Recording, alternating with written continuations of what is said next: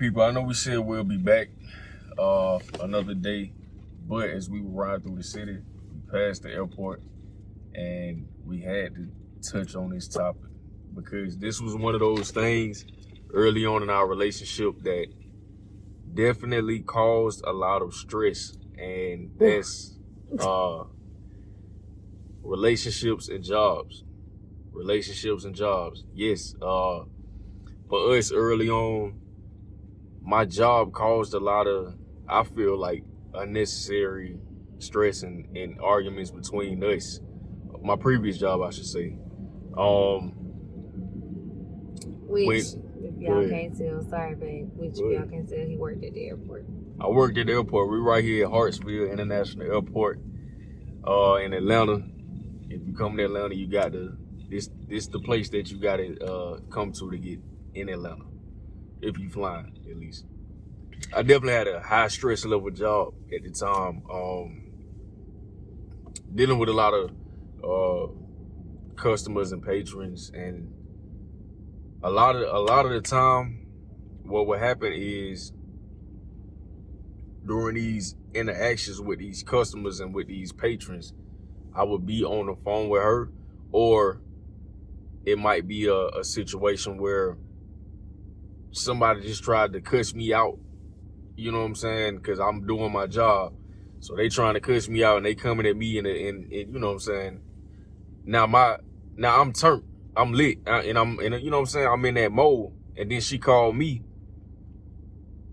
She not even on nothing trying to start nothing, but I'm already in that mode where I'm mad, and I'm like, what's up?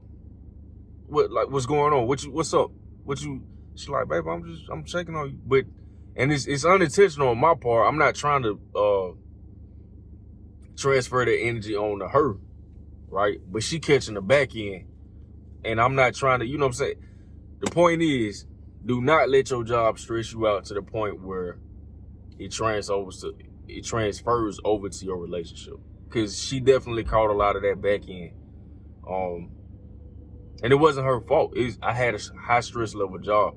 Like I said, I was dealing with patrons all day. People cussing me out, people mad at me, all type of stuff. You know what I'm saying? Trying to get disrespectful and all this and that. I'm trying to remain professional in that time. But in the back of my mind, I'm ready for whatever. But I got a job, so I got to remain professional, right? So I got to just try not to let that get to me. Internally, it's really getting to me because I'm like, if I didn't have this uniform on right now, like, it'd be a whole different situation, right? So she would call me during these times, and this was every day. We talked 24/7. We talked 24/7. Yeah, wait. I was working here. I started here in 2018. I left in 2020. I left in November of 2020. I left the airport in November of 2020. Me and her, man, got together in 2019. So I just want to say I apologize. This ain't no simp. Trust me, I'm not no simp. But as a man, I can recognize my flaws, my imperfections, and my wrongdoings. I know a lot of that energy I gave her was because I was dealing with these people at this job. It ain't have nothing to do with her. But it's like, imagine you mad, then somebody call you and they trying to have a simple conversation, but you like, what's up? I got something going. What you on? What you doing? Like, what we talking about right now? So, you know what I'm saying? And a lot of times it would cause arguments and rifts between us. I just forgot about that because we had been through that in so long. Yeah. And that's another thing. Like, at this present point, I'm at a different job. Like I said, I left in November of 2020. Yeah. No stress at this job. We don't have half the arguments that we had back then. I'm laughing because I'm so serious. Like, he's for real. Like, y'all, and until he just said it, I didn't even think about it. But it's like, and don't think that's where all of our arguments came from, because it didn't. But like, because we're not perfect, but y'all, we've been through so much. It's like, I literally smile at the fact that we've overcome so much, like, and we're still here. But that all also, y'all, ladies, even if and men, no matter what it is, if you're willing to stick by your significant other and you know that, just be patient. Patience is key. Because, and I get that a lot of people tell me, and even at my job now, a lot of people tell me you have a lot of patience, because I deal with some crazy people at my job. And y'all, I'm in the medical field, so I deal with some crazy people. But I've always been one that he'll tell you, like, I don't think, and babe, correct me if I'm wrong, that my stress at my job and those crazy people I deal with, the crazy patients I deal with on the regular, I don't think that I've ever, like, I can talk to him about things that happen at work, and then that'll just be it for me. Like, for me, it's not like one, like, and mind you, his job was a lot more stressful. I deal with crazy patients, and I'm around, like, any and everybody all the time. So that, but he's at an airport where at the time, and now we've been dethroned as the busiest airport in the world, but at the time we were the busiest airport in the world. So he's coming in contact with so many people on a day-to-day basis, just dealing with craziness. And if y'all ever have been to the airport, whether you're dropping off or picking up anybody, and that's just me, like, being a passenger flying all the time, y'all, I just see the craziness. And I think, because I had an inside look on what the day-to-day actions of people who are telling people what to do, like trying to get the traffic moving and stuff, because I had an inside look on that, I can kind of understand more. But even prior to then, y'all, it's stupid. You come to the airport and you just sit in the same spot, and y'all know how crowded it is, and you're not moving. You just sitting there. Like, you just sitting there, and you're holding up traffic. Atlanta airport is so busy. If your person is not there, y'all, please just move on. I hate that. Let's tell them the secret to that. If your person is not at the airport, or if they say they're landing, it's still gonna be like 5-10 minutes before they actually come outside. Come to the cell phone lot, or go to the parking lot. Please, y'all, I'm telling you. That's all you got to do. When somebody land, they're not going to be at the gate. They gotta hop on a train. First of all, they gotta go to baggage claim. Babe, let's even start with landing. You gotta be cleared to allow the passengers to get off. Yeah, that's first.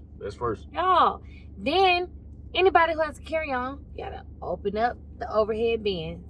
They gotta take their bags off. So anybody in front of you who's had, like, y'all, and just a tip for y'all, when y'all are traveling, we talked about this in the last episode. When y'all are traveling, I don't sit in no window seat no more. I like to be on the in aisle seat, so when it's time to get up, I can get my things and go. And a lot of the times I check my bags. I don't really too much do carry-ons because I always have so much. But when you are flying, just a tip of advice, just sit on the outside seat just so you can get your stuff and go, because I'm telling you, the people in front of you, it goes aisle by aisle by aisle by aisle. And I also like to sit, like, in the front, not too much in the middle, but in the front of the plane. That way I'm not too far off when it's time to go. So I'm always in, like, row 14, 13, maybe 17. I'm not going past that.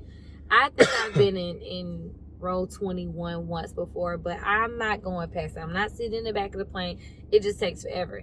Needless to say, just know that when you call your person, whoever's picking you up, and you tell them that you're landing, y'all, it's gonna be about, I still give it, he said 5-10 minutes. I'm gonna say 15, because you have to wait. You gotta walk to the airport. Atlanta airport is big, y'all. So it's not like you're going to some of these smaller airports where you can literally get out of the gate that y'all have landed at and walk straight to security. Atlanta, you gotta get out. You gotta get your bags. You gotta get out. You have to walk to the plane train, get on the plane train, go to baggage claim, get your bags, and then get picked up. Right. I'm gonna say 15 minutes. And 9 times out of 10, if you're like me, I don't like using the restroom on the plane. So if you're like me, I have to stop and even use the restroom after I get off the plane. So just know that it just doesn't, it's not right away. But let's just go back to stress levels in relationships at work, y'all. Exactly what she said. Y'all. Ladies, if you're dealing with a man that has a high stress level job, please have patience with that man, because you don't know what he's going through. You know what I'm saying? Like, as much as I tried to not to project what I was dealing with onto her, it still happened. Like, just be mindful of that. If you got a man that's and you know he got a high stress level job, and he telling you every day, every single day, this is going on, every day is something. Every day is a problem. Every day is an issue. It's not an issue that he's causing. It's just interactions and situations that he's coming into on a daily basis. Please bear with that man. Don't think he don't think he just tripping or he just doing too much. Like, no, some people have high stress level jobs. You know what I'm saying? Like I say, I was constantly coming across random people on a daily basis. And I was a supervisor at that. So not only do I have to deal with the customers and patrons, I got to deal with the people that was working up under me, who I was not, you know what I'm saying, had to give orders and tell them, look, I need you to do this, and this. Dealing with their attitudes and all that type of stuff. Just be patient with your man. Meaning, if you got a woman who's has a high stress level job, be patient with her, because it's real. And a lot of times you can unintentionally project what you going through on your partner without even knowing it. You see what I'm saying? Now, it's easy for me to say, like, looking back on what was going on, it's easy for me to analyze and say, oh, damn, I was tripping. I was, you know what I'm saying, this is what it was that I was going through. But when you in it, when you really in the eye of the storm and you living it, it's a different story. It's hard to articulate certain things that you're going through. So we just had to touch on that real quick, because, you know what I'm saying, everybody has different jobs and everything. But the fact that we was driving past the airport, we both felt like this was the perfect time to touch on this topic, because it's a real thing that people are going through every day. Patience is key, y'all. Patience is key. I had a lot of patience. She did, and I appreciate you for that, because I know it was a lot going on. I'm glad I'm at a place where I can reflect and look back on it and remember some of the stuff that was going on. And it ain't, and this is not me bragging on myself, but it really ain't. It's not too many women who gonna put up with it. I mean, and it's not that he was rude or anything. It was just like he was just stressed out, and it would just be why I knew he wasn't himself, because we had been around each other for a long period of time already, that I knew when he was himself, and then I knew when he was not himself. And I think that, and babe, I apologize too, because I think that even when I knew he was stressed out, I would still be like poking him, pretty much trying to get him to tell me what was wrong. And I think that I shouldn't have done that, because that probably added a little bit more stress onto it. And the thing is, y'all, I already knew he was stressed, right? So I should have like done more to, and I don't think that I was just like super naggy, but I knew something wasn't right. And I think I probably shouldn't have tried to talk to him about it in the heat of the moment. Like, y'all, he'll tell you, it was times where he'll be at work, he's already stressed out, and then we get into it about something, and then he's like, babe, I don't want to talk about it right now. And meanwhile, I'm trying to talk about it right now.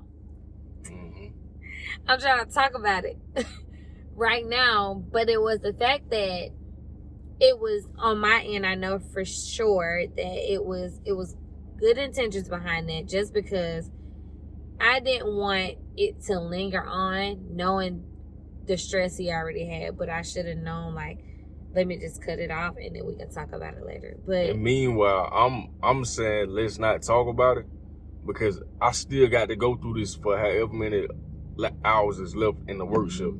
You see what I'm saying? So I can't be in my feelings right now. I can't talk about this right now. Why? Because I'm still dealing with real shit right now. Real stuff. I'm sorry, YouTube. I'm still dealing with real stuff right now. So this ain't the time to be in my feelings. You see what I'm saying? And talk about, oh, this how I feel and da-da-da. I can't do that right now. I still got 4-5 hours to go. You see what I'm saying? And I still got to make sure this operation runs smooth, or that's me. You got, like I said, I was a supervisor. I got upper management. They coming nitpicking and what's the word, micromanaging and trying to do all this extra stuff. I'm getting calls from them. I'm getting calls from the people that's working up under me, and I'm still dealing with the patrons and the customers. You see what I'm saying? Passengers, y'all, when it's time to fly, they be a whole different breed, baby. And I'm trying to remain professional at the same time and not cut somebody out, because that's really what I want to do. I'm really like, if I take this uniform off, you gotta understand, I'm not the same person. But y'all, I didn't cut him off. I done told y'all. I think I done told y'all. He's crazy. Y'all, if y'all have met him in person, then you know that he's like a super chill person, but he also has a side to him that. But it's only when you take me there. If you don't take it there, I promise it'll be so smooth. It'll be so smooth. I'm a Virgo. You see what I'm saying? So I'm cool until you take it there. I don't even want it to go there, but if you want to take it there, then okay, that's a different story. As long as you don't take it there, we good. Yeah. We can be civilized. You know what I'm saying? Have a decent conversation. We can act, you know what I'm saying, accordingly. But I commend him as a man, as a best friend, as a protector, as my future husband, for just sticking through the craziness, because he went through a lot, y'all. And I think that if I didn't have as much patience and understanding as I did, it probably would have been a totally different outcome. And maybe even on his end as well. But I know that it takes patience and understanding, y'all. And as long as y'all got the things like that, stress at the workplace, like now my current job, I call him probably like 1,000 times during the day to be like, babe, this just, I'm not feeling it. But that's another thing, y'all, too. If you know y'all significant other is like just going through it at work, be their motivation just to get through the day. Say little things. We send little texts to each other throughout the day. In the morning, whether it's in the morning or during lunch or whatever it is, we do that, because when I tell y'all, it helps me get through my day. It helps me get through my day. That's all I'm saying. So we just wanted to touch on this topic real quick. Please, like we say, if you have a high stress level job, you know what I'm saying, ladies, be patient with your man. Men, if you got a woman that's dealing with a high stress level job, be patient with them. And y'all just work through it. All right, this is another episode of Not Your Perfect Couple. Don't forget to like, comment, and subscribe. Make sure you turn them post notifications on, and we out.